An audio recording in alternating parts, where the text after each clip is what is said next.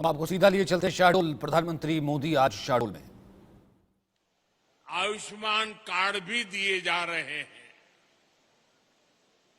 इन दोनों ही प्रयासों के सबसे बड़े लाभार्थी हमारे गौंड समाज, भील समाज या अन्य हमारे आदिवासी समाज के लोग हैं। मैं आप सभी को, मध्य प्रदेश की डबल इंजन सरकार को बहुत बहुत बधाई देता हूं। साथियों, आज शहडोल की इस धरती पर देश बहुत बड़ा संकल्प ले रहा है। ये संकल्प हमारे देश के आदिवासी भाई बहनों के जीवन को सुरक्षित बनाने का संकल्प है। ये संकल्प है सिकल सेल एनीमिया की बीमारी से मुक्ति का।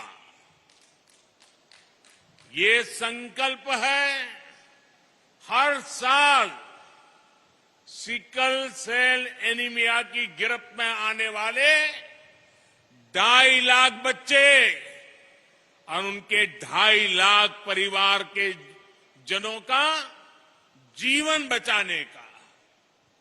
साथियों, मैंने देश के अलग अलग इलाकों में आदिवासी समाज के बीच एक लंबा समय गुजारा है। सिकल सेल एनीमिया जैसी बीमारी बहुत कष्टदायी होती है। इसके मरीजों के जोड़ों में हमेशा दर्द रहता है। शरीर में सूजन और थकावट रहती है। पीठ, पैर और सीने में असहनीय दर्द महसूस होता है। सांस फूलती है।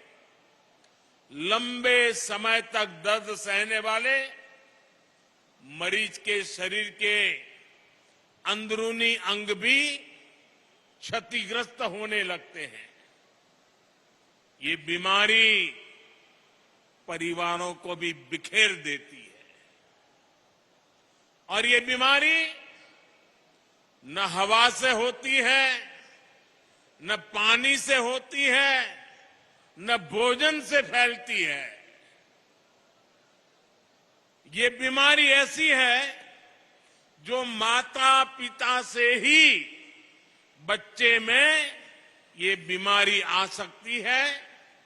ये आनुवंशिक है। और इस बीमारी के साथ जो बच्चे जन्म लेते हैं वो पूरी जिंदगी चुनौतियों से जूझते रहते हैं। साथियों, पूरी दुनिया में सिकल सेल एनीमिया के जितने मामले होते हैं उनमें से आधे 50% अकेले हमारे देश में होते हैं। लेकिन दुर्भाग्य की बात है कि पिछले 70 सालों में कभी इसकी चिंता नहीं हुई। इससे निपटने के लिए कोई ठोस प्लान नहीं बनाया गया।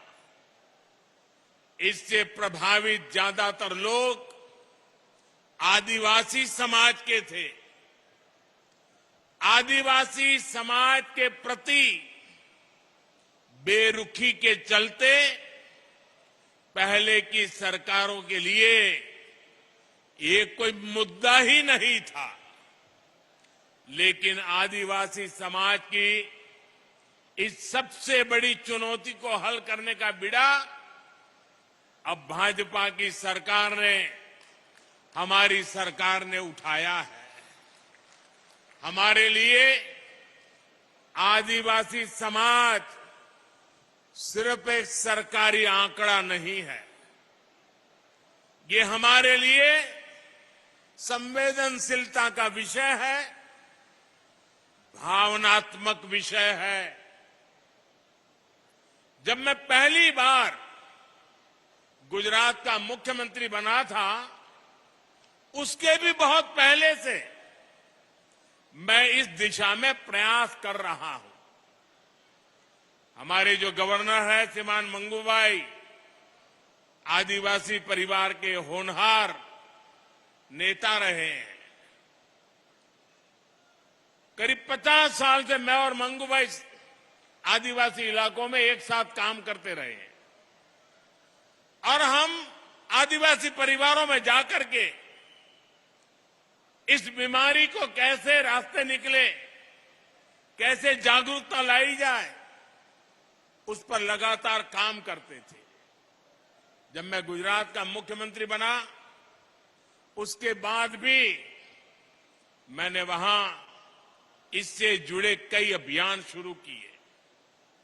जब प्रधानमंत्री बनने के बाद मैं जापान की यात्रा पर गया तो मैंने वहां नोबेल पुरस्कार जीतने वाले एक वैज्ञानिक से मुलाकात की थी। मुझे पता चला था कि वो वैज्ञानिक सिकल सेल बीमारी पर बहुत रिसर्च कर चुके हैं।